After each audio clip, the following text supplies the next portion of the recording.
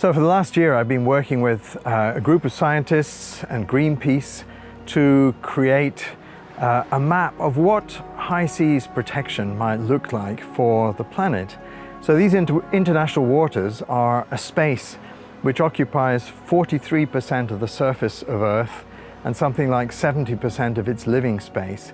And yet there is very little legal protection afforded to wildlife there at the moment. The high seas are international waters that lie beyond national jurisdiction. No individual country has control. It's governed by the international community. But that governance has really been failing for the last 20 or 30 years or so. The consequence has been completely devastating.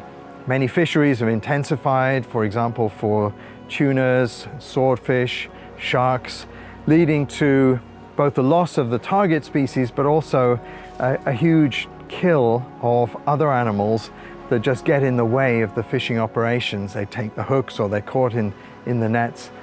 So there's a desperate need to afford greater protection to wildlife on the high seas.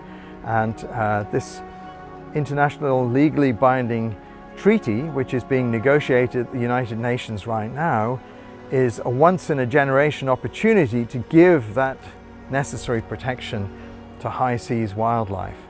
If we fail to take this opportunity now, by the time it next comes up, maybe 20, 30 years from now, it will be too late for many species.